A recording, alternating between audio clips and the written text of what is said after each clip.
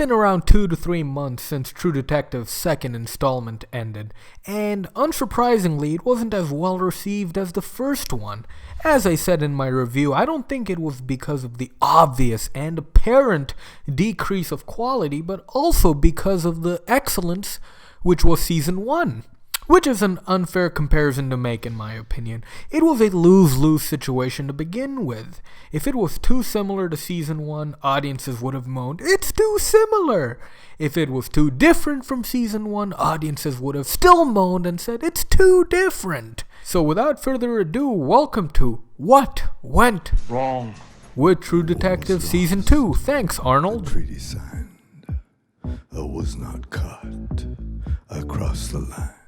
Let's just get one thing out of the way. That theme song fucking rocks, man. God bless you, Leonard Cohen. So, shall we begin? The biggest reason True Detective was a mess was because there was no cohesiveness. When True Detective was first announced, HBO had made it clear that this will be an anthology series. One director was to oversee all 8 episodes. They followed that pattern to a T in Season 1, and which resulted in an excellent product.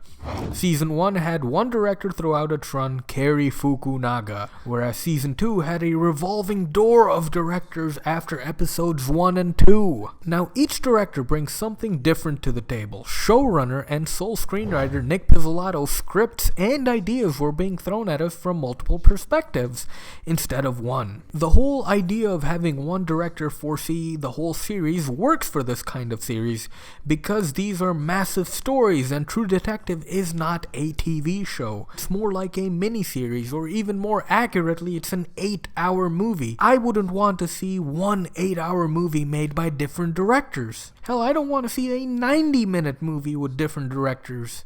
Nick Pizzolatto's writing. One thing lacking this season was the supernatural element that created an air of uncertainty and misinformation. We have none of that over here. The story's fairly straightforward, which leads me to my next point. Too many characters and subplots. Funny, you know how I said the story's pretty straightforward? Well, it starts out like that, and then it gets crazy and unbelievably hard to follow. Whereas Season 1 had 2 protagonists, here we have 4. That's 2 times the load of Season 1 in the same amount of story time, 8 hours. And to add to that, each character has more than one subplot and family of characters that they have to deal with. Colin Farrell has a son and wife who are very prominent. Rachel McAdams has a dad and a partner. Taylor Kitsch's Woodrow has his ex, his current partner, and his mom. Vince Vaughn has his past to deal with and his current girlfriend. Because of all of these relationships each character has to be around, this causes their common link of Casper to be very irrelevant throughout the whole season. No character definition. It might seem like I'm picking on Nick Pizzolatto quite a bit here, man, but again, I believe it's warranted. Remember Season 1? Of course you do. McConaughey's Rustin Cole was a narcissist. Woody Harrelson was a cowboy. What were the defining traits of all 4 main characters here? They're all depressed. Even in Season 1, Cole, as morbid as he was, he had some wisecracks. The fact that all 4 of our main characters share a similar trait ends up making all 4 characters feel like one. They feel like an extension of one character rather than 4 full-fledged characters. This also hurts the acting, which is terrific. But the last thing an actor wants to do is mirror someone else's performance. That does slightly happen over here.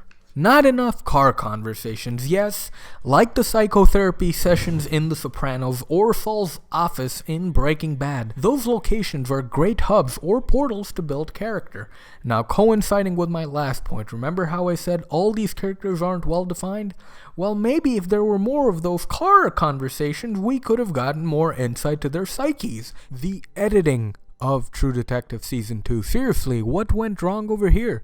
It had the same editors as Season 1, Alex Hall, who did a fantastic and bang-up job in Season 1 with his transitions. The transitions in True Detective Season 1 were truly spectacular, like that scene where they show the aging of the 2 sisters, or that one shot where Matthew McConaughey is hallucinating whilst driving, and it abruptly cuts back to him being interrogated. All excellent stuff. We saw none of that over here. Instead, the editors of True Detective Season 2 were more keen on showing us the highways of Los Angeles, which I might add do look pretty nice. But come on, is that the only way you're going to transition into another scene? And finally, too dismal of a tone. You saw the finale, right, people? I get it. Not all endings have to be happy. But was the ending of True Detective Season 2 the right ending? Colin Farrell's Ray Velcoro should have survived. Heck, even if he stayed dead, give him an honorable death. He was the one character who deserved to survive. And if you still don't want him to live, at least let his text go through, man. Come on. Vince Vaughn's character got what he deserved. He went out like a beast. That's like one of the best scenes I've ever seen on television. See, Vaughn's character deserved his fate. Colin Farrell's didn't, and neither did Rachel McAdams' character.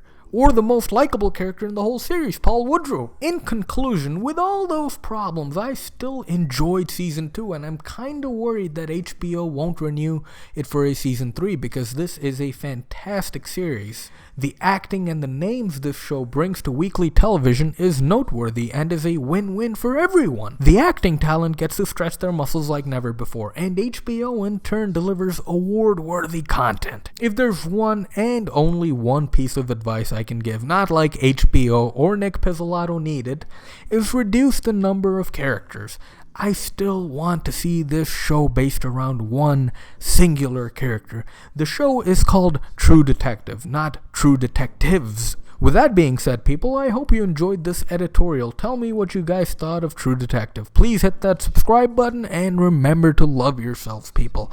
Sayonara. Like you.